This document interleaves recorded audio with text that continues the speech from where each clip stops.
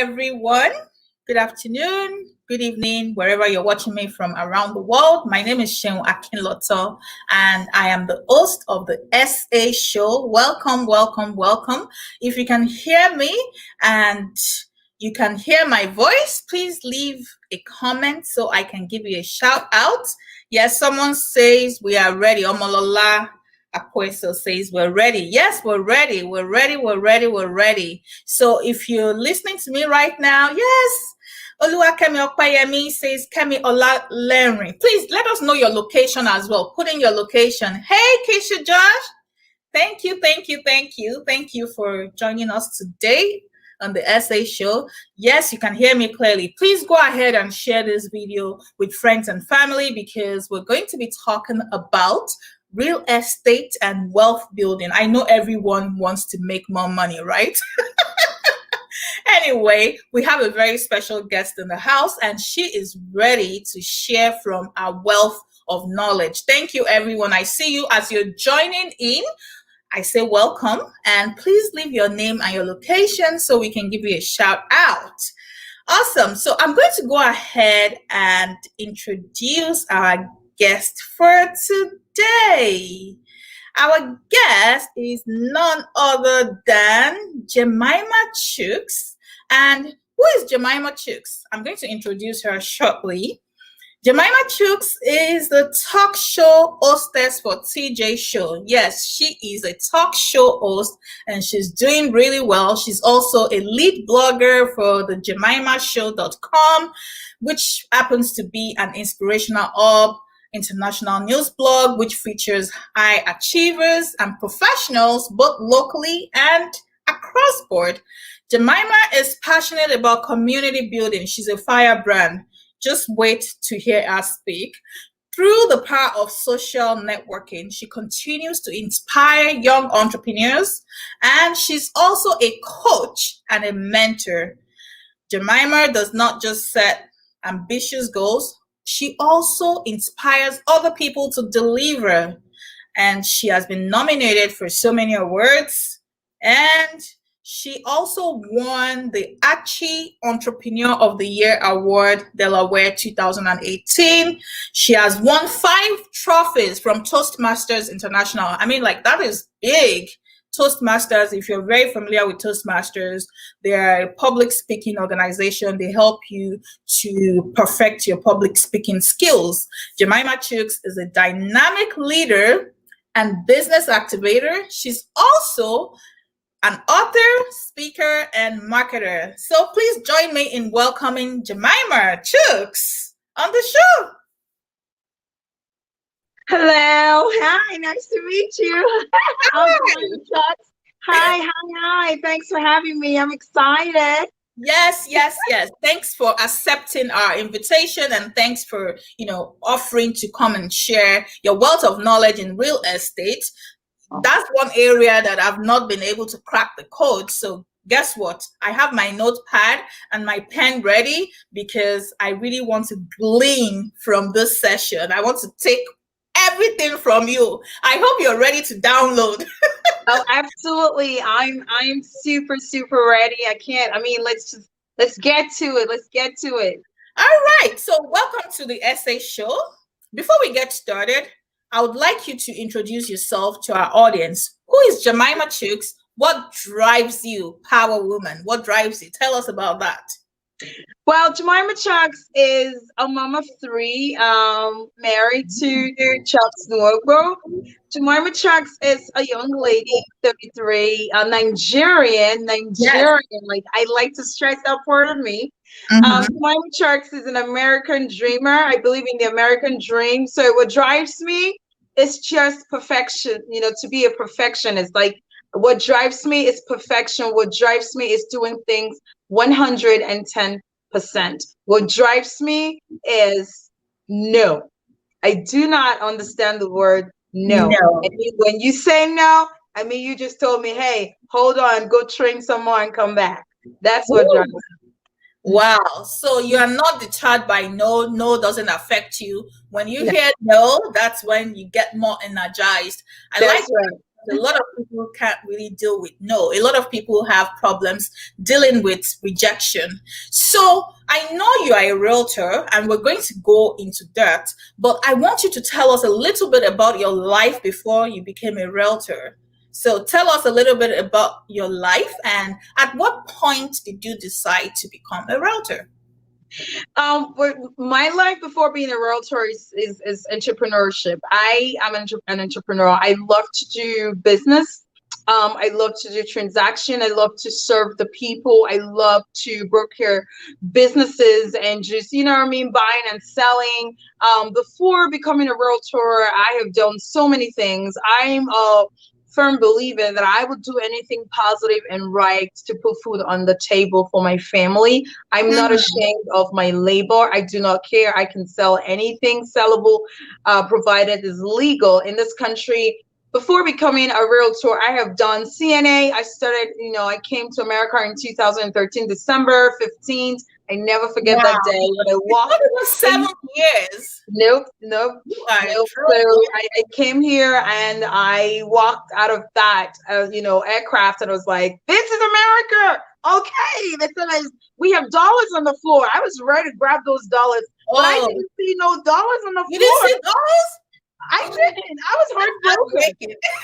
I know, because they made me believe in Nigeria that America has dollars on the floor growing on the trees. So I literally came here to grab those dollars with all my bags. And so what happened when you didn't see the dollars? When I didn't see it, I was shocked, and I was ready to go back to Nigeria. I was like, I think I was doing well in PH, So my first job was, they said, "Oh, you can be a CNA." So I got my first job was being in the doctor's office. So I worked as receptionist at the doctor's office. I learned everything, billing and coding, to check in, check out, everything. And then I went forward to get my CNA license. And from there, I worked as a CNA for years while I was still going to school and doing other businesses. I dabbled into social media management, building websites and blogging and everything online, doing, working from home, because I was just sick and tired of having to be a nurse. Everybody wanted to be a nurse, and they told me I would make a good nurse. They lied to me because everyone around me was a nurse. So I actually thought I was supposed to be a nurse, but I knew one thing. I felt sorry for my patient because I knew they deserved someone better than me, because I hated my job. I felt sorry for them every time I went in the hospital, but I gave my best because I wanted the paycheck. And at a point, I just like, no, I'm not doing myself no good. I have to chase my dream. They said, you can't do business in America. You have accent. You have this. Look, the way I'm talking today, I learned how to talk like that, because when they called me, "Oh, you have accent. Oh, I can't hear you." I was like, you know what? I went to the mirror. I got upset one day, and I began to talk to myself in the mirror. And I said, I'm going to talk like the Americans. I'm going to speak like them. I'm going to do. You're lying. And we did it. You know what I mean? Yeah. Okay. Like, tell me about it. That's it. And I was like, this is America. This is America. We're going to make it in this country. What are you talking about? So that is Jemimah for you. I am that aggressive person that I'm determined and desperate to make it. And that was how I did everything. And then I've always loved real estate. When I bought my first home, when I came here, we were renting. My husband, we were renting. And every time I walked into these homes, and I told my husband, people own these homes. Why don't we buy one? My husband was like, "Oh my God, this woman, you just came to this country." I said, no. So long story short, I maneuvered my way, built my credit, everything, and we bought a house. I loved the process. I said, they told me no, the bank told me no, everybody told me no. But one way or the other, after being in America for 2 years, I became a homeowner. What are you talking about? So I can be anything. So I went around looking for people to teach me, do what I'm doing with you today, how to be a realtor. And every time I talk to them, they look at me, they're scared. They say, oh, I don't know. No one wanted to teach me. So until 2 years ago, when I walked into the office, First Class Properties, and I always heard the broker on the radio, 88.7 Bridge. And I went for her, and I walked, and I said to her, I want to be a realtor. You walked in? You didn't even get an appointment? No, I was mad. I walked into that real estate office, and I said, this is the Jemimah show. I want to see the broker. Like, do you have an appointment? I said, no, but just tell her the TV show is here and it's very urgent. So the lady came out alarmed and thought something was happening. And I said, my name is Jemimah Chuks from the Jemimah Show. I want to be a realtor and I want to work with you. What do I do? She was like, oh, okay. She said, here, go to the school. I said, thank you. I will be back. I went to the school, wrote the exam, failed. Okay. Wrote it again, failed. Wrote it the third time, failed. Wow. Said, you know what? That's it. I said, maybe God did not call me to be a realtor. I will toss this book in the trash. You know, that was a bad dream. No, I said, but my husband came home and saw my book in the trash, and he was like, why? What is going on? I was like, no, we failed it the third time. I have to go back to that school. I'm not doing that. I'm not going to that school for months and then failing. No, after 3 times, you would have to go back to the school. My husband was like, you're going back there. So he pushed me back there. I went back to the school again, stayed like another 12 weeks in class. Wow. All over again, paid all that money, bought new books. And I took it the 4th time and passed. So long story short, yes. So it wasn't like you took the exam once and passed. And if you're listening, if you're tuned in, she's talking about having to write the realtor licensing exams. Am I correct? Yes. Okay. Yes. The real estate, yep. Yes. The national and state. I failed all of them 3 times. 3 times. Okay. So you failed 3 times. Okay. So you're like, oh, like hilarious. I need to take you back to something I heard you say, because I think it's important and I really want to understand the mindset behind that. You said you are a woman that is not afraid to put food on the table. Yes. Now, that is not a statement that you would hear from a lot of women. Most women don't want to put food on the table. Most women would rather defer that role to their husband. So it seems to me like, based on what you said, you play more than staying back in the home. What drives you? How did you get that mindset? Because that's not a mindset of an average woman. Well, the truth is, if you want to be married, then you should be married. Then if you don't want to be married, then you should be single. So you have to choose. And never get married because the society wants you married or because your family wants you married. Get married because you want to fulfill destiny, because you want to be fulfilled, because you want to not just procreate, but impact lives and generations, because you need a partner to do life with. So that's the first thing. And that's what drives me. So marriage is a partnership forever. So you're going to take every trash from them. They're going to take every trash from you. And it does not matter when it comes to relationship of marriage. Your husband is not technically supposed to be the Hulk Hogan or the breadwinner of your family. There's nowhere it's written that he's supposed to provide for you. Hey, look at your brothers. I mean, look at your husband as your brother. I mean, you're out there, expecting the moon, your husband to give you the moon and the stars. But your brother is out there begging you to support him to survive. So have you imagined how the wife feels? So sometimes I tell women, look at your husband as a human being first. He has flaws. He's not perfect. Yeah. You know what I mean? Don't like, if you, that's why you're there. The Bible says that you are the helpmeet. So definitely God already knew that there were some things that he's not going to be able to do. And God he's not able to have the baby. So, I can just get pregnant every year, No. That's a deception from the pit of hell, telling women, you just keep having babies and having babies that you can't feed. I always tell women, my husband will feed them.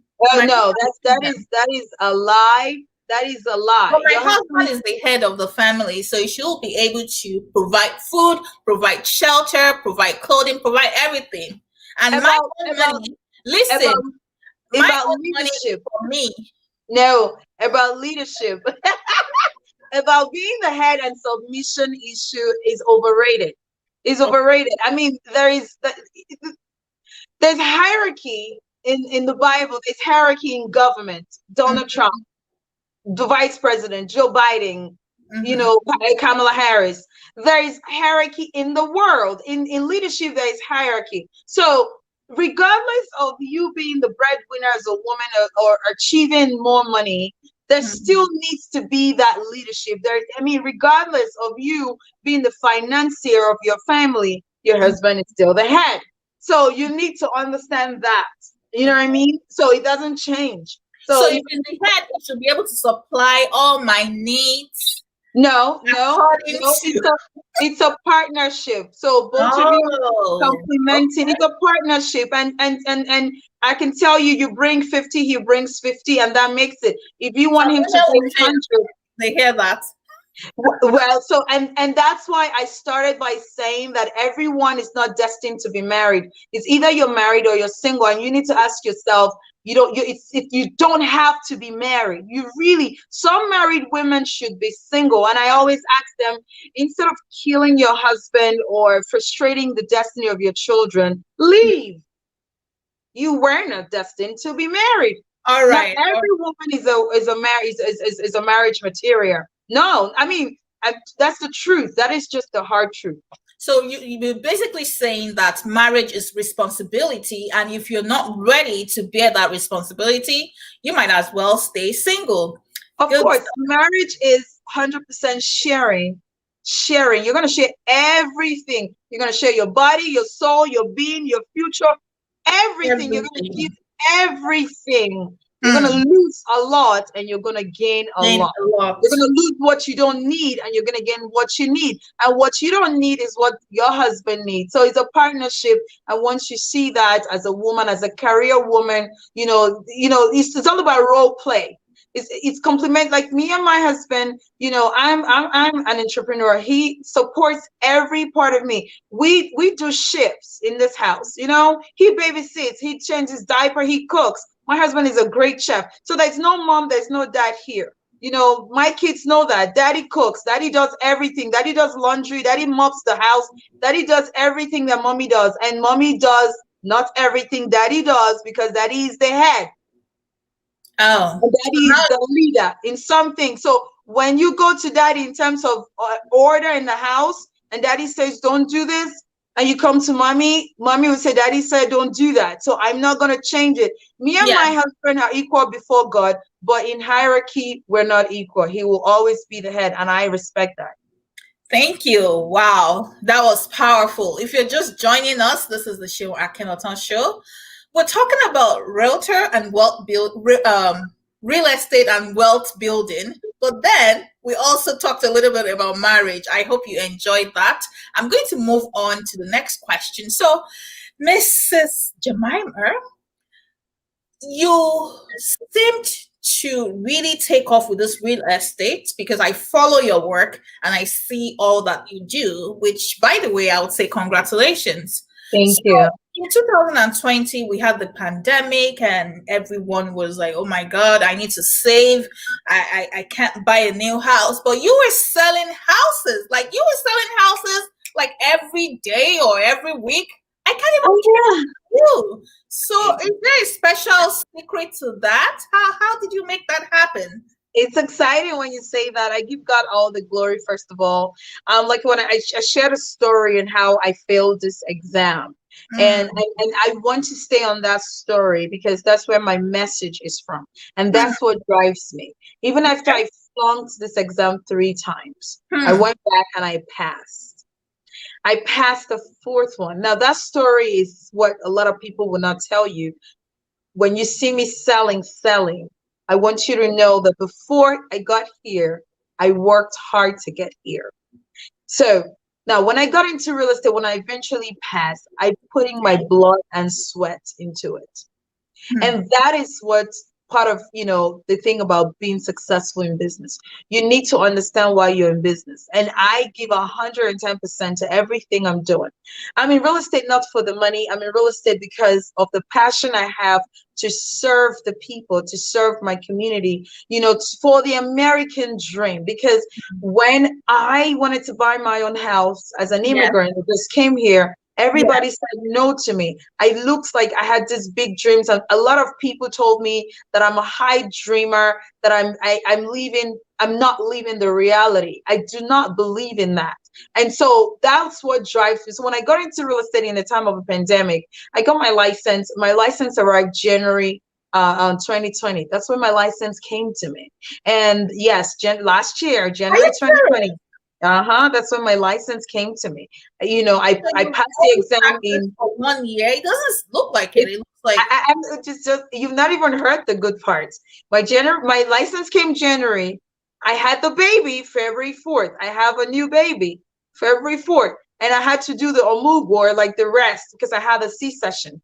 And I did not start my business back until April. And I sold my first home in June. okay. So from June till December 31st, I sold 27 homes. 27 homes in Yes, 6 months. Delaware. Yep. And that was how my company gave me an award last week as the top dollar agent. I didn't just sell houses. I made the highest dollars in my entire company, aside my broker, who is the boss, to the glory of God. My And how point many people do is, you have working there? we're about 18 realtors. And I just started from nowhere. Now, why did I do that? That was your question. How did that happen? Willingness to learn and train.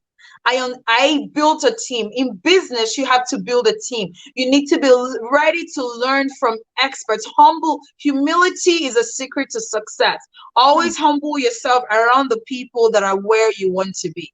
Don't Hmm. go there and raise your shoulders like, oh my God, I'm babe. Do you know who I am? It does not matter if you're a PhD. If you want to be a realtor and I'm successful, you should come under me as a student and train. That's what I did. I went under my broker as a student. And even in the process, it was tough. My broker is a tough cookie. Her name is Audrey Ellen Brody. She is to the dot. She's a perfectionist. And you cannot mess up. I've seen her fire agents like oh my God. So she's by the book, and I needed that because I'm not very organized, but she trained me to be organized, and I had to train. In this process, it's tough because who you want to train you might not be as nice as you want them to be. You Hmm. must be open to let people to talk to you anyhow and focus on the purpose, the reason, the vision of what you want, the goal. That's what you must keep your focus on in business, not on what people say, not in what the economy is saying. I got into in the heart of the pandemic. A lot of realtors say, "Oh, I can't show houses." I prayed and I said, "God, I don't believe in coronavirus, but I believe in the blood of Jesus that works better, speaks better than the blood of Abel. And I'm going to wear my mask and my gloves. I'm going to do everything. But God, I'm not depending on the glove and the mask, but I'm depending on the blood of Jesus to protect me." And I went out there, I said, "Because your grace is my backing. And so you will make a name for yourself in my life in this business. And you will show yourself strong." So God was magnified in my business first. So when you're doing a business, when God is the center of it, when you begin to see business as ministry, for me, my real estate business is ministry for me. And I say, God, be magnified at every step of the way. I want people to tell the story of you, that you alone take all the glory. From nowhere, this African girl, at a point, people in my office thought I had an African juju that I work with. And thank God they know my husband is a pastor, because some of them were like, "Is there some kind of African voodoo you use?" I was like, "Well, Jesus is the voodoo I use. I don't know any other, but it's the God." So this is my story, and I'm excited to share the story. It's all about the passion, the drive, the tenacity, the resilience. And that's what I can tell you helped me through this process. I see everything you just said, the tenacity, the passion, the resilience. I see everything in your speech. You are bubbly, you are focused, you know what you want, and you don't give excuses, you just go for it. It's amazing, and congratulations on that award. Thank Let's you. read the comment. Kisha Judge says, focus on the purpose, not what people say. Absolutely, I agree. Anyone can say anything, but you just have to keep your eyes on the goal. You have to know the reason. And that's why it's important that You go into something out of your own volition, not what people want, not what people are saying, but because you have a passion and a purpose for that thing. Olushanu Okikiola says you must be open to let people talk to you anyhow. Yes, that's what Jemimah said. Absolutely. You can't take offenses at every little thing. You need to develop a thick skin so that you can reach that goal that you're trying to reach. And can I talk about letting people talk to you anyhow? Sure. It sometimes some people might take it the wrong way.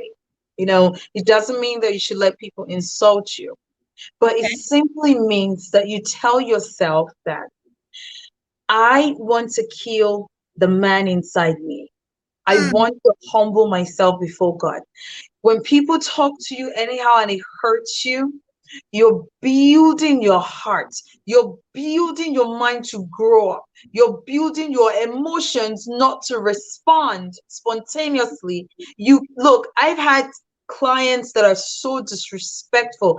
This is the most difficult business if you're full of yourself, and if you're not a people's person, if you don't train yourself to take people's trash and character, you can't survive in this business. I've had people call me the B word. I've had people call me racial slugs, like you African B, all kinds of things. People talk to you anyhow, but when you know who you are and know the vision, the goal you want to achieve, you stay on course. Now, at the end of the day, my pastor will always say, let people see Jesus in you. You are the Bible they're reading. At the end of the day, the same people, they're able to see that I'm not responding the way they expect me to respond. And that is my message to them. My response is that silence. That silence, it hurts, but it builds me.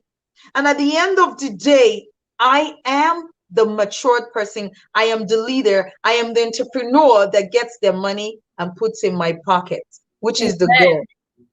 Amen. Wow. I love that. We're going to go on a short break now.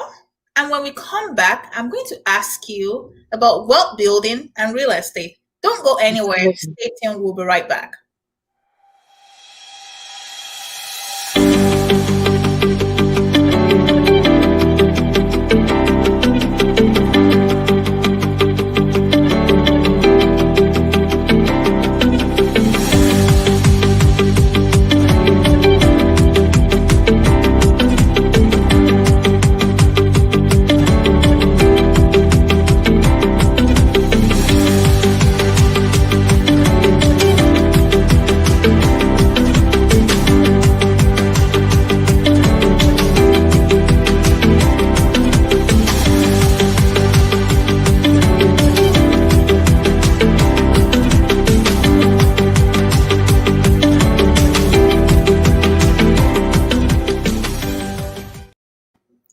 Welcome back. This is the SA show for those of you that are just joining us. My name is Sheom Akinlotan, and with me today is Mrs. Jemimah Chuks. She's a real estate agent and she's also an entrepreneur. We're talking about real estate and wealth building. So, Jemimah, are you here? Can you hear me? Yeah, I'm here. Awesome. So, let's talk about wealth building for immigrant families. I've heard a lot of stories about how buying a home is a way to build wealth. Is this true? Or are there some caveats that we need to pay attention to? I don't understand how buying a home leads to building wealth. So could you please shed some more light into that? Oh, absolutely. Real estate investing is really amazing. As a realtor, I've worked with a lot of financing companies and a lot of investors, and I have seen this over and over. I've actually built some kind of wealth through it, and I'm just excited to share some of this information with you. How do you build wealth in real estate? Yes. Let's just take, for instance, the house that you bought. I'll just tell you a little story about mine. The first home I bought here in Delaware, I bought that house $132,000 in 2015. In Okay. 2015, we fixed up, did a whole lot of remodeling, and while we're living there for our own personal comforts, I like to design. If you're that kind of person that wants things, a certain way and just Mhm. upgrades, we did all those upgrades. Yes. And in 2020, when we valued our home, it was worth 225,000 Okay. in That's just 5 years. From yes. 132,000 to 225. You can't beat that. You cannot beat that. And so Yeah. we sold that house. So as an entrepreneur, so in that case, I'm just giving you an instance. In that case, you could buy a house, and after a couple of years, it depends on the neighborhood and all that upgrades you do, the house to be, valued, and you can sell the house and make money and get the capital out of it to start another. So there's something we call flipping business. Flipping business in real estate is when you buy a depleted home, maybe not a home that is not in moving ready condition, that needs a couple of upgrades. And so, but before you buy the property, you want to first of all get the financing rights. Either you buy cash or you go with hard money lenders. Hard money lenders are those that lend you money and charge a whole, high interest rates for them to make their money back, and they give you time to pay back that money. So it's either you deal with hard money lenders. If you get that, you can buy, a house that's deteriorated, or a house that needs a couple of upgrades, maybe the floors, new bathrooms. It might need hardwood floors. You might need a new roof, new HVAC. All the stuff. If you're able to calculate that and do all these upgrades, and it kind of change and paints the house, put it in a move-in ready condition. The appraiser comes in and values your home, to be worth what's in the market based on when you bought it and the upgrades you do. It could give you, I've seen cases where one of the homes I'm under contract with right now, that home was bought in, let's just say October last year. The home was bought October last year. I think he bought the house for $70,000 or so. It was auction and foreclosure. He got that house on auction, $70,000, and he did everything. He put new floors, new tiles, new bathroom. He just fixed the roof and put the HVAC, and now he sold that house $255,000. So Wow. let's say that all the upgrades he did maybe was a total of maybe 70,000 dollars, and still you can compare to making selling the house for 2.5. So definitely he's going to be making $100,000 in less than 3 months. Wow. So So that is wealth right there. I know your audio seems to not come out right. I'm not sure if it's from my end or from your end. Hello? Okay. I can hear you well. You can hear me well? Okay, Yeah. the audio just switched from, normal to it's giving me some type of sound, but we're going to continue because I can hear you. Okay. Now, in 3 months, that's amazing. But And that's the flip part. That's just one, kind of investment that you can do. The other side is, rent. When you buy and rent right now, for instance, you can buy a house and rent it to people, give it to property management to manage that for you, or you rent it to individuals. After you do the background check, I always say do background checks and make sure they have a job and do everything legally. Don't just rental because I know you. It doesn't go well because there are some laws in the state that protects the people, and you as an owner of a property needs to be protected too. So against lawsuits, or people are hard on homes, it could destroy things in the house. So there are legal formats that you go with. So I usually say deal with a realtor or a property management. So when you buy a house and you rent it out, you check, okay, you bought a house, maybe 200,000, and you put it, rent it out, and they're paying you $2,000 a month, and $2,000 a month times 12. That's a lot of money coming in, and you can put that money in Roth or IRA, or you continue to build interest, and then you pay your taxes. So there are lots of ways, and it's wealth building if you have a child.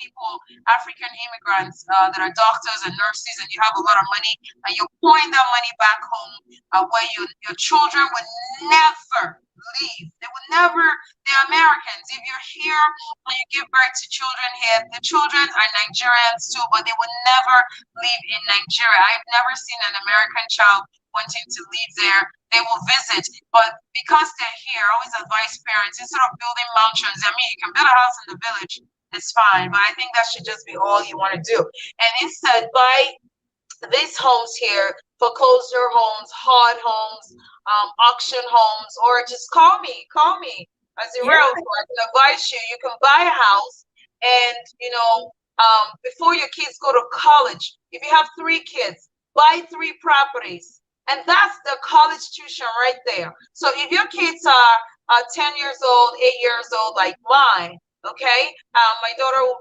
by 18 or 17, she'll be in college. So if I buy a house now for my daughter, I can buy a house 150, or I take time and flip it and rent it out. Every month I'll be making like $1,500 or $2,000. I'll be putting in an account towards her college. And as an African, you shouldn't let your kids take student loan, because that's a debt forever and ever, and that child will continue to pay that debt. So it's your responsibility to make investments that will help them pay student loan. You don't have to pay it from your pocket. Real estate helps you pay student loan. So buy a house for a child, rent it out, let the rent be going into a private account for that child.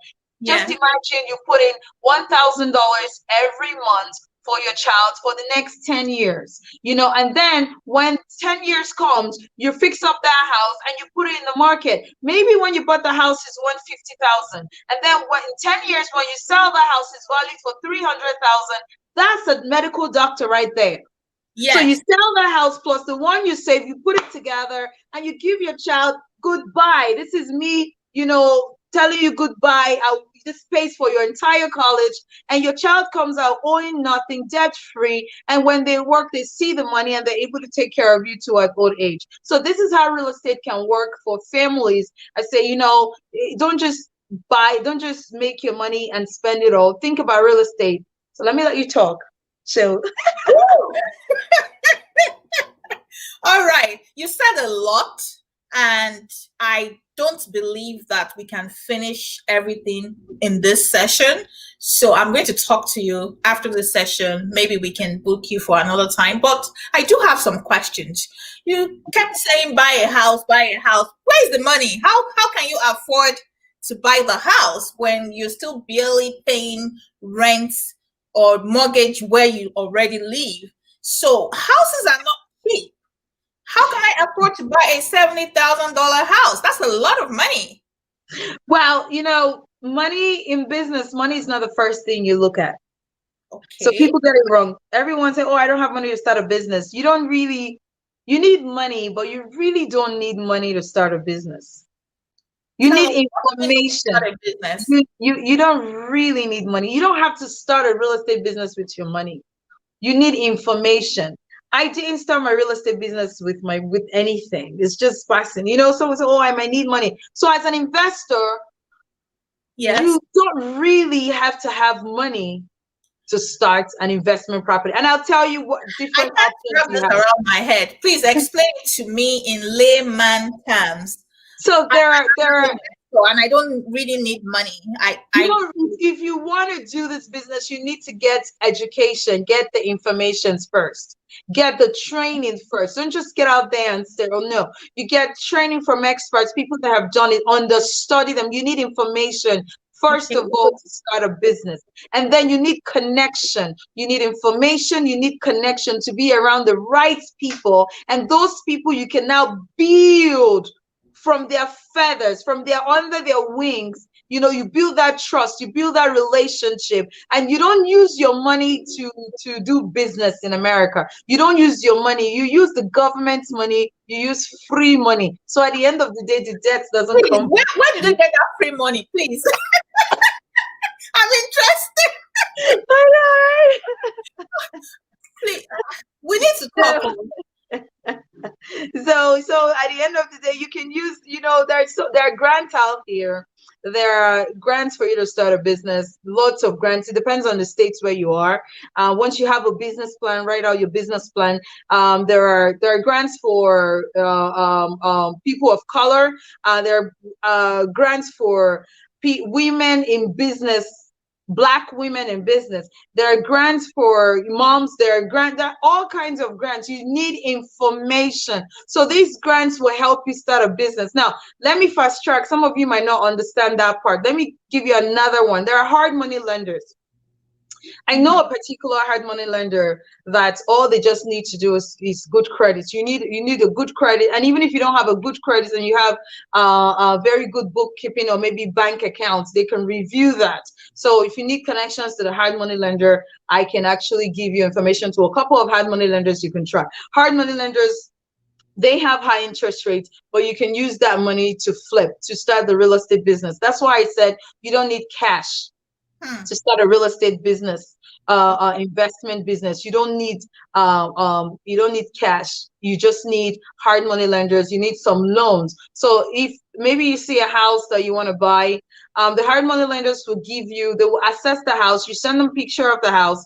They will look it up, and maybe the house is 40,000, let's just say 40,000. And you review, take a contractor, always go with a contractor. And that's why I say information rules the world. Information is everything. Information is life.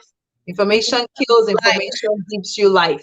Yes, information is everything. If you didn't take anything from me today, information. The reason why you're where you are is because you're not informed, or maybe you're informed and you refuse to do it. So you don't even know what to do to move you to the next level. So start looking for those information, the right ones, and start implementing them. So when you get, these hard lenders, when they approve you, all you have to do is to get a contractor, a handyman, and go into the property and say, okay, let's see how depleted this property is. Okay, we'll need new floors. How much estimates is a new floor? You write down, okay, I might need to do this entire floor might just cost me $10,000. The heater is not working. I might need a new HVAC. New HVAC is like $6,000 or $7,000, depending on the size of the house or the size of the HVAC. And you put 10,000 plus 6,000. That's 16,000. So okay, the roof is good, or maybe I might need to patch the roof. The contractor was okay to do this work on the roof might just be like $4,000 or $5,000. You add that one to it.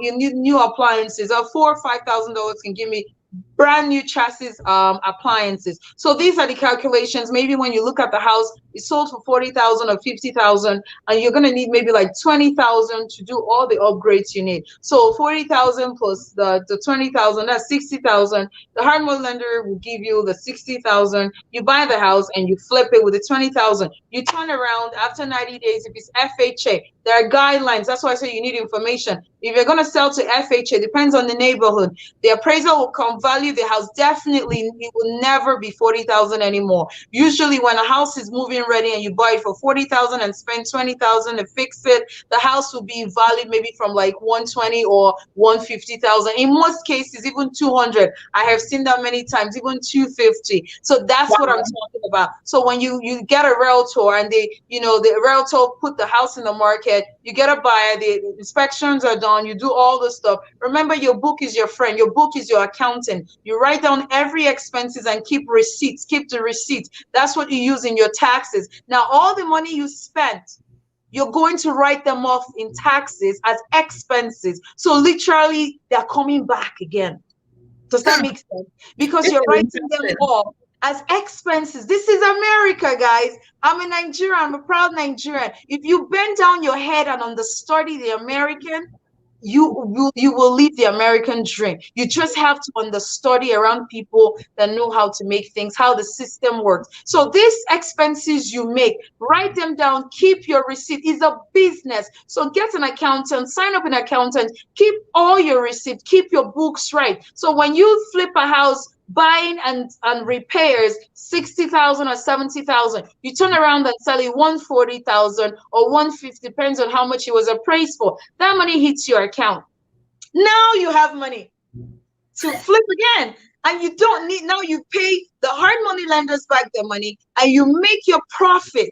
Now that profit, you could still borrow another hard money lender if you want, or you put that profit and save it. By the time you flip twice, you raise at least up to $100,000 or $150,000 that you can now buy and keep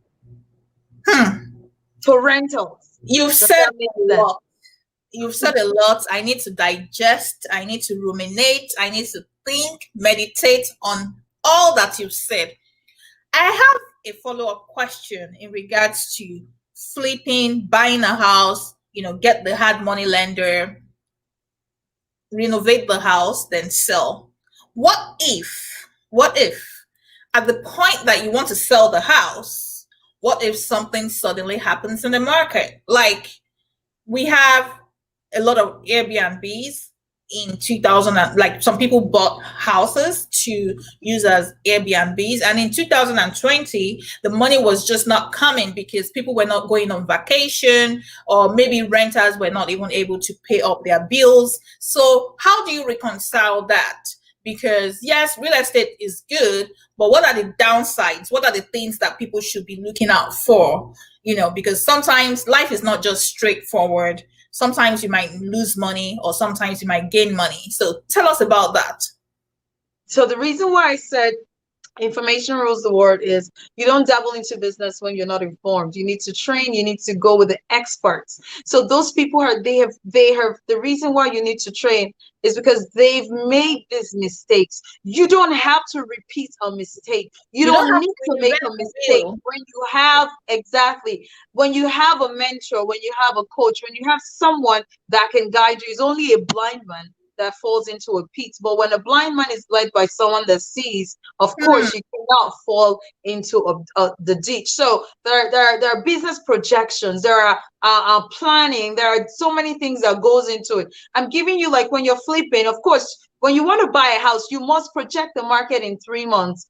If you're doing FHO, project the market. I mean, if you buy a house, you need to be with your team. Remember when I started, I said you need a team. You need a finance team, you need a real estate team, you need a construction team, you need to have a contractor, 3, 4, 5, because these contractors are, they get busy and might just, pack up on you. So you need to be able to keep it going. So if you buy a house today and you're under contract, you own the house today, you want to flip it, you need to be able to give yourself time. Okay, in a month, I need to be able to fix this house and put it on the market. The way the market is going, the next 3 months, the market looks like it's still going to be the same heat. So you don't buy a house and then take 6 months to flip it and think the market is going to sit there and wait for you. No, this is a moving train. The market is moving. It keeps moving up or it keeps coming down. But Delaware, where I am, so you need to understand where you are. First of all, your environment, location is everything in real estate. Location, location, location. You don't go buy a house in forest where is a rural area, or maybe like a farmland area. You buy a house and then you expect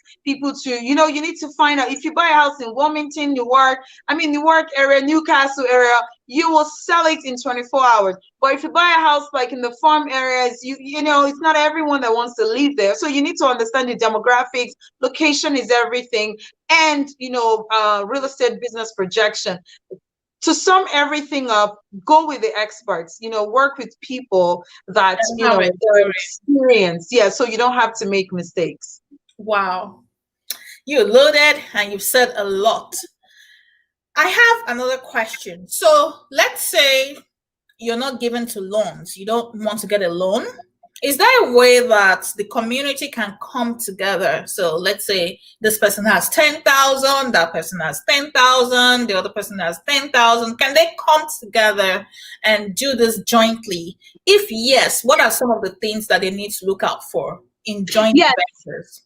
Absolutely. That I'm part of one called the Hebrew, the Hebrew community. So it's a bunch of Africans. We came together and we bought acres. I'm telling you, over 500 acres of land in Texas. It's actually San Antonio. So yes, we bought that. I and my husband, we owned 4 acres there, and when we came together and we all contributed, so it was I don't even know how to start. So we did that. The president everyone brought their money, how many acres they wanted, and we also were able to buy it cheaper. And now that particular slot place the value has increased. Imagine in the next 5 years, my acre how that I find this association. I don't get it. Where was I? I'll give you the information. I think we bought another place and they're still selling the lots. So this is how they're a developer. So the community is they're developers. They come together. Like you see all these developments you see. Those developments are a group of people that come together and they put money together and they buy and they build. And so that's how this America works. Sometimes it's not one person. It's not one person that owns a development. It might just be a group of people, and they register the company and they put money together and they build. So that's how you develop communities. So like in our own case, we came together, the Hebrew community, and we bought those acres, and it was just $4,000 as a den. But like, let me tell you now, those properties, the lots are worth more than 10,000 now, and it's barely less than a year. Where's what I mean? So it keeps going up. Listening to you and learning, because one thing we've not really done well in the African community, or let me be very specific, Nigerian community, is coming together. There's so much power in numbers. And Right. you saying this really gladdens my heart. The fact that you said information is key, which is true. And then when you have that information, what you do with it is also key. So Yes. I think this discussion should not stop here. It should actually keep going. I couldn't finish all my questions. I still have 8 questions, and we only have 8 minutes more. So we're not able to complete this session today, but I've learned a lot from And I'm going.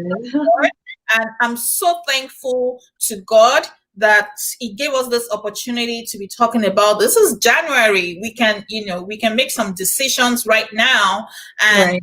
get things moving. It's really a breath of fresh air to have you on board with Same some here. It's amazing, and thank you for sharing without holding back.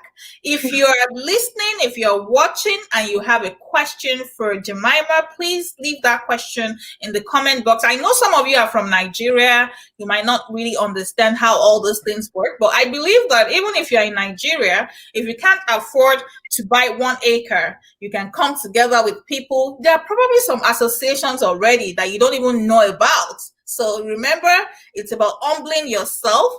Can I share with people in Nigeria? Yes, please. So in real estate investing, I know a lot of realtors in Nigeria. Even when I was in Nigeria, I invested. In fact, even being here, I invested in Ibejuleki. I'll tell you a story. When this development starts, some of you look down on it. 3 years ago, when they started the Ibejuleki thing, I and my husband got the information, and they were selling. Listen to me. They started selling with 50,000 naira.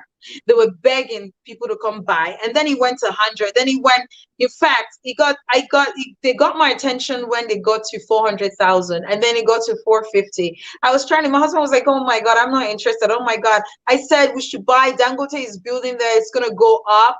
So eventually, it took my husband 3 whole years to be convinced to buy Ibejuleki. So my husband was like, "Okay, let's just buy it." And by the time I called the lady back, it was now 600,000. We bought it. We bought 4 plots in Ibejuleki. Guess what? And we bought this like 2 years ago. So last week, I happened to be talking to Ibeti, who is the company we bought from, and the director, who is a friend of mine. And I happened to be talking. I was like, "Hey, how much are the lots worth now?" These lots are going for 2,000 to the 2.5 million. 2.5 million naira now in 2 years. Okay. So you see what I'm saying? Remember, I told you when they started with 50,000 per lot, and they were begging people. Sometimes, like I said, information is everything, and what you do with information actually distinguishes you from me. So the time you decide to run with that information, you already know this thing. The truth is, you know it, but it's procrastination. Procrastination is a cancer that kills your vision, your goal, your dream. So when you think of it, once it's strong in your heart, run with it. So you see, if I decide to sell down my land right now, but I'm not, in the next 10 years, by the time Dangote refinery is running, trust me, and I decide to sell that lot, trust me, even 25 million, they'll be begging me to sell that land. So you see what I'm saying? We lived in Ajangbadi. When we moved from Ajangbadi to Ilogbo, our neighbors were selling their lands like 6,000 naira, 10,000. They were literally, our farmers were begging people to come by. I'm talking to Nigerians now in those areas that were not developed. Then, when this was happening, if you know Orile site, they've not built the road and destroyed those streets. They decongested Orile. When that, it was the former Gov Fashola did that. Was it Fashola or whoever decongested Orile, Igomu, and built roads and everything? Those people were stranded. Most people went to village, and the rest of them moved to Kokomaiko. Now, the lands that were worth 6,000. 7,000, 10,000, they were begging you to come and buy. I heard now that each of those lands, even in Agbara, I know those areas, Agbara Estate, Morobo, my auntie bought their land for 6,000. Now, my auntie, I told her to find me a land in Morobo. They're telling me it's 25 million, 20. The cheapest they found was 20 million. I said, find me one. I want to build, because they always have lights. It's connected to the Nestle factory, so there's always free lights, you know. So 20 million. This was a land that my auntie was begging my father to buy them for 6 million. My father was 6,000. My father was like, who wants to go and live in that village? But now the village is now in London. I'm talking about real estate investment. It's one spirit. Real estate is one spirit everywhere. So you just have not, don't look at America. Look at where you are and find a place to invest your money. And let me tell you, you don't need money to do business. You need wisdom. You need information. You need to start right now. That's it. This is great. I can't finish my questions. I'm just mesmerized. Thank you so much.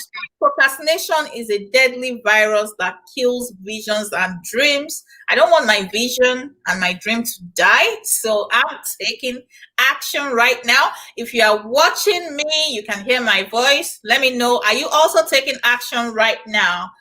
Jemimah, I wish this could go on and on and on and on, but we are out of time. So I'm going to rush to the last question, and I'm just going to say that 2 questions in one that you would answer in 30 seconds. 30 seconds. Okay. What advice would you give to someone who wants to become a realtor, and what else would you like to say? 30 seconds. Okay, advice for someone that wants to become a realtor is to just ask yourself, why do you want to be a realtor? Once you're able to answer the question, if you're in for the money, forget it.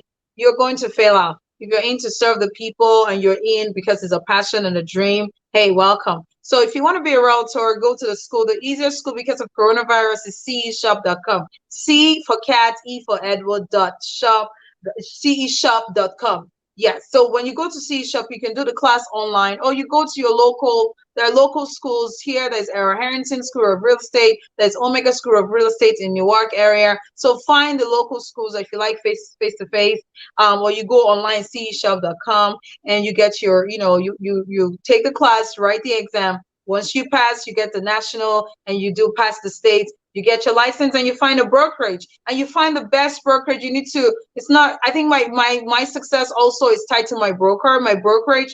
My broker is ready to train you and give you all the resources that you need. Sometimes it's not about big brokerage. It's all about the people that can talk to you and train you. Information again.